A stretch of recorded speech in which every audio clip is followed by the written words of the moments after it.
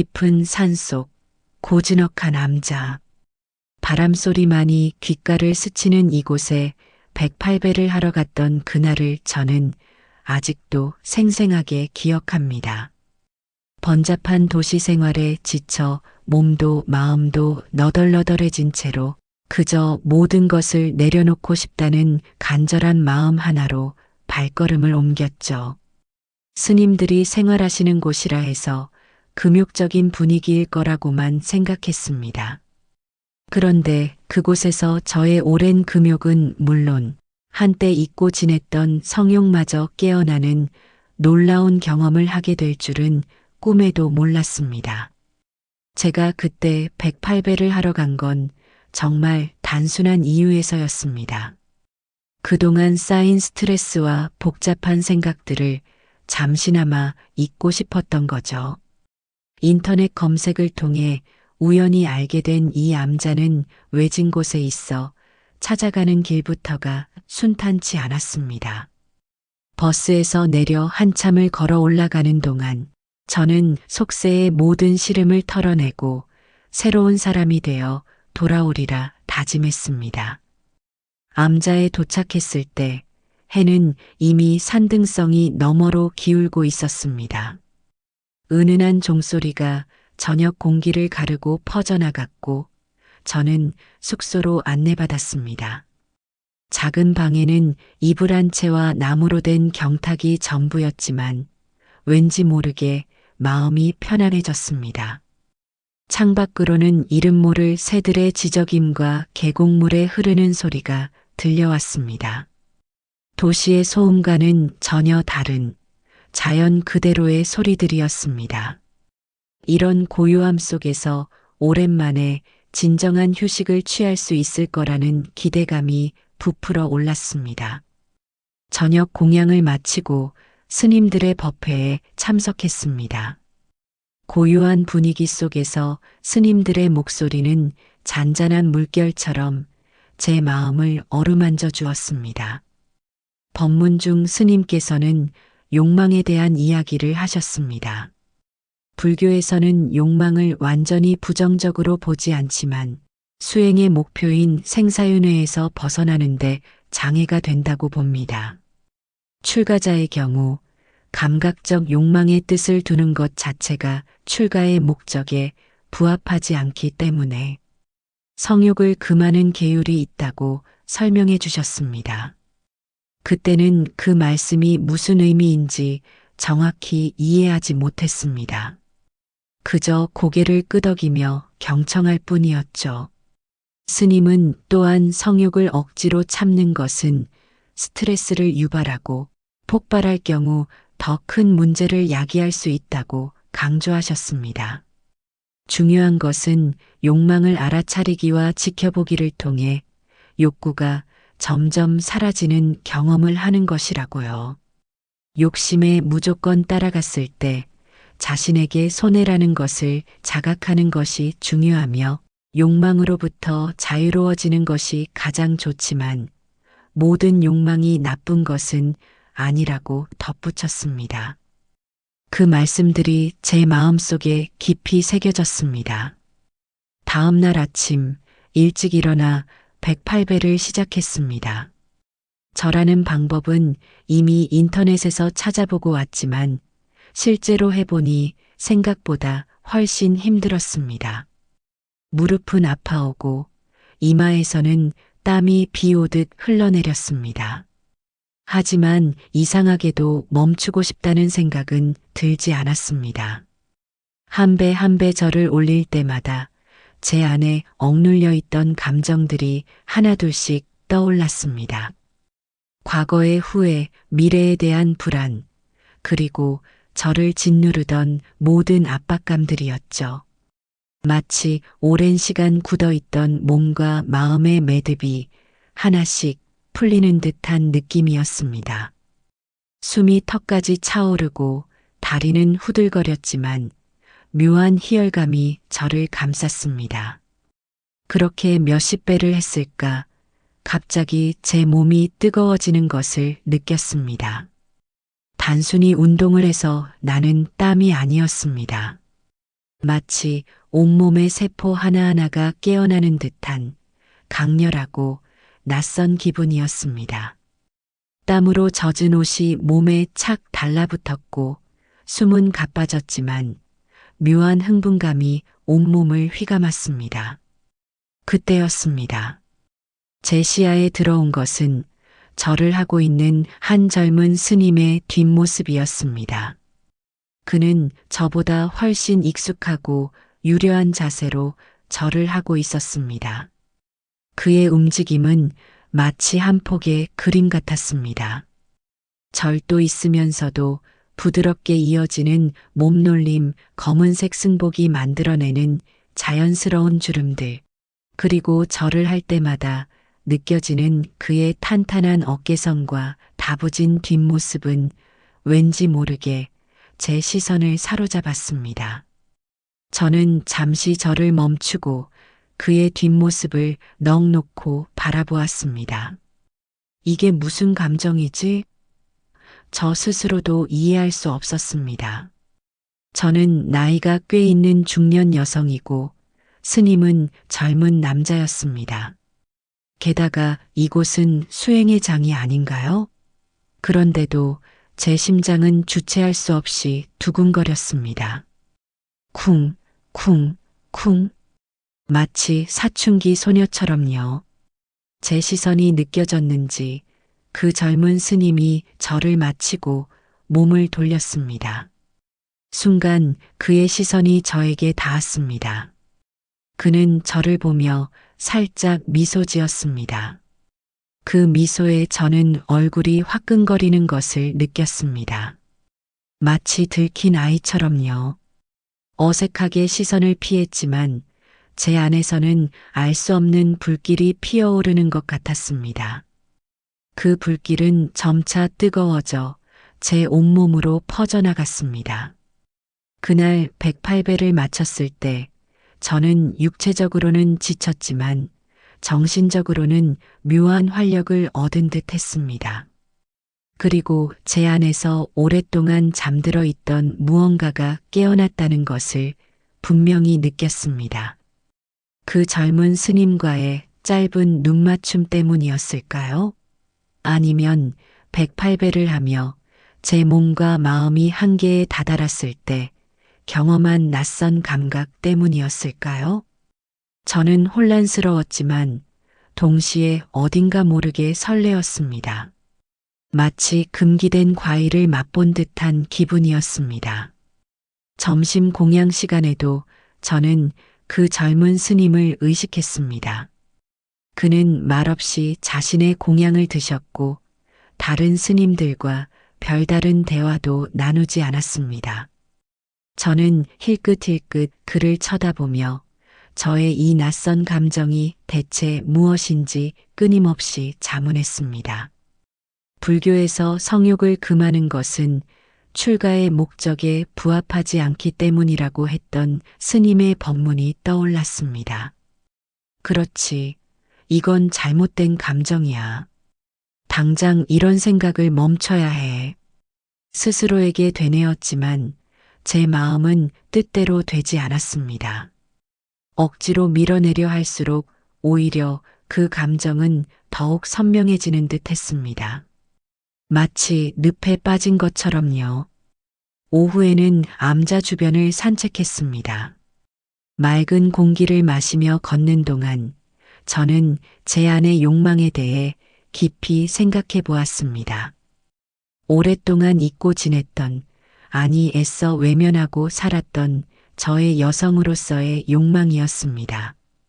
결혼 생활 동안 저는 아내이자 엄마로서의 역할에 충실했습니다. 남편과 아이들을 위해 저 자신을 희생하는 것이 당연하다고 생각하며 살아왔습니다. 하지만 저 개인의 욕망, 특히 성적인 욕망은 점점 희미해져 갔습니다. 마치 수도꼭지를 잠근 것처럼요. 때로는 그런 욕망 자체가 죄악처럼 느껴지기도 했습니다. 저 혼자 욕망한다는 것 자체가 이기적인 행위처럼 느껴졌죠.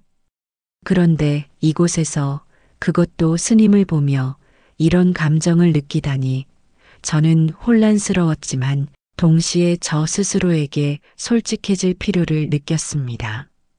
이 감정을 부정하고 억누르기보다는 일단은 있는 그대로 받아들이는 것이 중요하다고 생각했습니다. 저녁 예불 시간이 되자 저는 다시 법당으로 향했습니다. 그 젊은 스님은 이미 그곳에 앉아 있었습니다. 그는 법당 중앙 스님들이 앉는 자리에 정좌하고 있었습니다.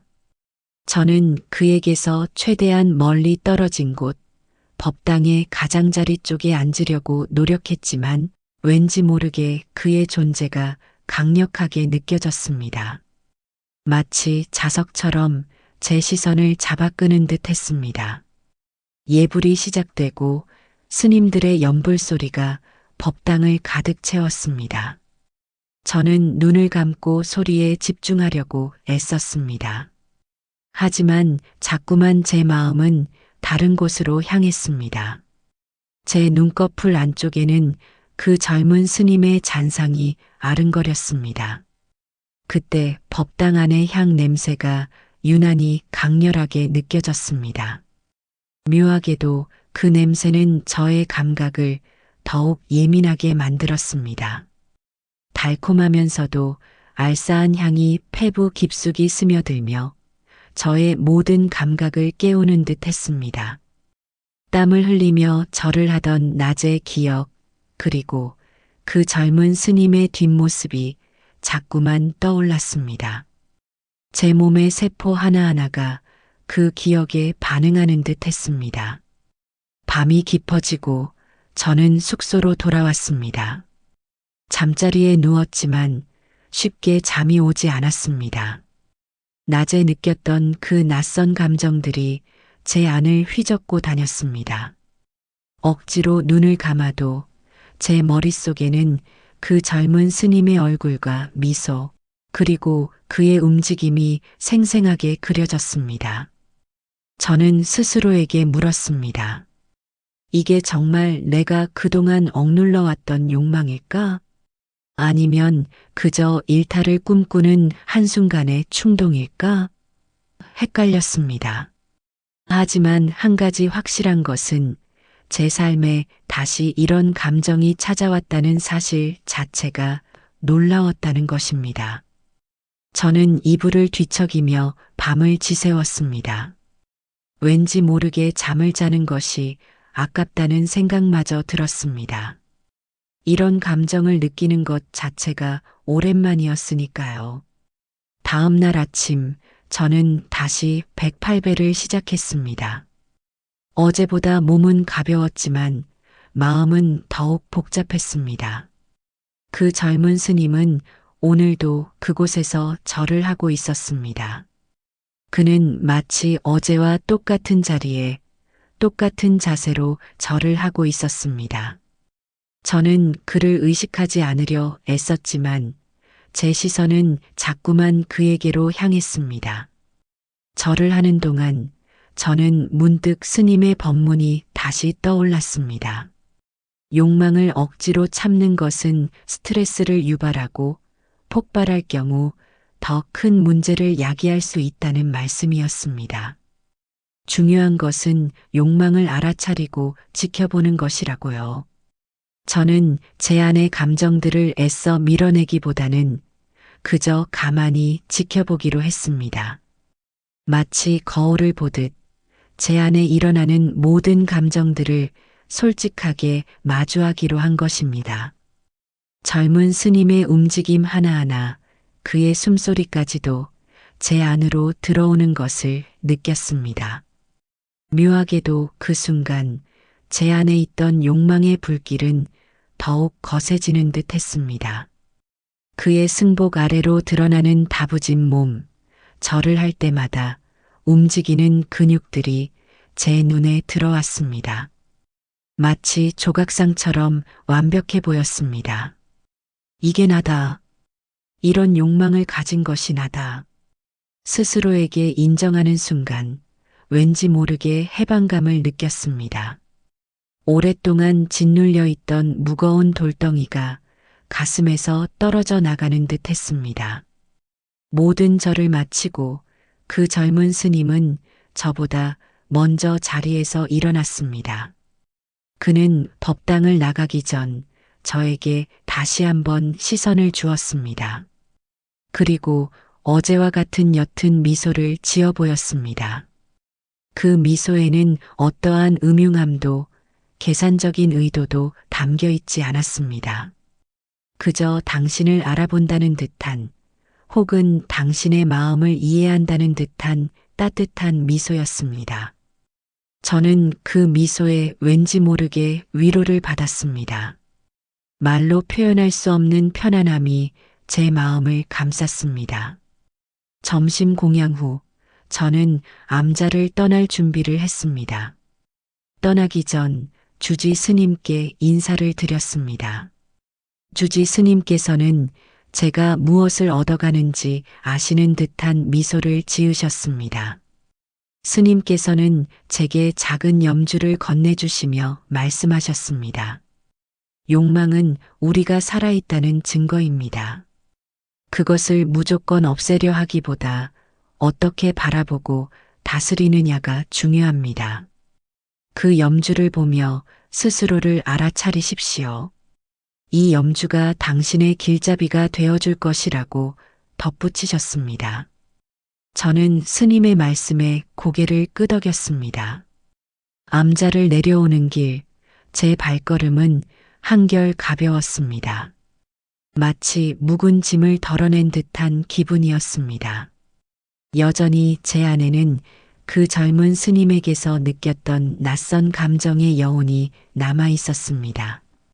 하지만 그것은 더 이상 저를 혼란스럽게 만들지 않았습니다. 오히려 저를 더욱 생생하게 살아있음을 느끼게 해주는 원동력이 되었습니다. 저는 깨달았습니다. 진정한 금욕이란 욕망을 억누르는 것이 아니라 그 욕망을 인정하고 직시하며 그것으로부터 자유로워지는 법을 배우는 것이라는 것을요. 그것은 마치 강물을 억지로 막기보다는 그 흐름을 이해하고 방향을 조절하는 것과 같다는 생각이 들었습니다. 암자에서 돌아온 후 저의 삶은 이전과 크게 달라지지 않았습니다. 여전히 저는 바쁜 일상을 살아가고 있고 때로는 지치기도 합니다. 남편의 간병과 자식들의 뒷바라지, 그리고 저의 직장 생활까지 하루하루가 고단했습니다. 하지만 제 안에는 분명한 변화가 일어났습니다. 저는 더 이상 저의 욕망을 애써 외면하지 않습니다. 오히려 그것을 저의 일부로 받아들이고 때로는 저를 더 나은 방향으로 이끄는 에너지로 활용합니다. 저 자신을 위한 시간을 만들고 제가 진정으로 원하는 것이 무엇인지 끊임없이 탐색하게 되었습니다. 가끔은 108배를 하던 그 순간, 그리고 그 젊은 스님과의 짧은 눈맞춤을 떠올립니다. 그 기억은 저에게 내가 이런 감정을 느낄 수도 있는 사람이었지 하고 일깨워주는 소중한 순간이 되었습니다. 마치 잊고 지냈던 저의 또 다른 모습을 발견한 것처럼요. 금욕과 성욕은 상반된 개념처럼 보이지만 사실은 같은 뿌리에서 나온 것인지도 모릅니다. 스님의 사랑이 깨어서 들어왔다기보다 스님을 통해 저의 잠들어 있던 욕망이 깨어나고 그 욕망을 건강하게 마주하는 법을 배우게 된 것이겠죠. 저는 이제 압니다. 진정한 사랑은 타인에게서 오는 것이 아니라 저 자신의 내면을 깊이 들여다보고 이해하는 데서 시작된다는 것을요. 그리고 그 과정에서 때로는 예상치 못한 욕망이 깨어날 수도 있다는 것도요. 중요한 건 그 욕망을 어떻게 바라보고 어떻게 다스려 나가느냐겠죠. 법륜 스님께서 말씀하셨던 것처럼 욕심을 내는 것은 자연스러운 것이며 나쁜 것이 아닙니다. 욕망이라는 현실을 인정하되 욕망을 따라가면 손실이고 참기만 하면 스트레스가 되므로 자신에게 이익이 되는 방향을 따져봐야 한다는 말씀이 제 삶의 지표가 되었습니다. 저는 오늘도 저의 욕망을 알아차리고 그것을 지켜봅니다. 그 염주를 만지작거리며 제 마음속의 파도를 잠재우려 노력합니다. 그리고 그 욕망이 저를 더 깊이 이해하고 더 자유롭게 살아가게 하는 길잡이가 되기를 바랍니다. 그렇게 저는 매일을 살아갑니다. 금욕과 성욕, 그 사이 어딘가에서 균형을 찾아가며 저 자신을 더욱 사랑하는 방법을 배워나가고 있습니다. 그날 암자에서 경험했던 모든 순간들이 저에게는 새로운 삶의 시작점이었습니다. 한 젊은 스님과의 짧은 마주침이 제 안에 오랫동안 잠자고 있던 불씨를 다시 지폈고 그 불씨는 이제 저의 삶을 밝히는 등대가 되어주고 있습니다. 저의 이야기가 당신에게도 작은 울림이 되기를 바랍니다. 우리는 모두 각자의 욕망을 가지고 살아가며 그것을 어떻게 다루느냐에 따라 우리의 삶이 달라질 수 있습니다. 중요한 건 솔직함과 알아차림, 그리고 스스로를 향한 깊은 이해와 사랑입니다. 때로는 불편하고 혼란스러운 감정일지라도 그것을 외면하지 않고 직시하는 용기가 필요하다는 것을 저는 배웠습니다. 암자에서의 짧은 경험은 제 삶의 전환점이 되었고 저는 이제 더욱 단단하고 성숙한 모습으로 삶을 마주할 수 있게 되었습니다. 이 모든 것이 한 여름날의 꿈처럼 느껴지기도 하지만 제 안에 새겨진 변화의 흔적은 분명합니다. 그리고 그 변화는 앞으로도 계속될 것입니다. 저는 저의 욕망과 함께 저의 삶을 온전히 살아갈 것입니다.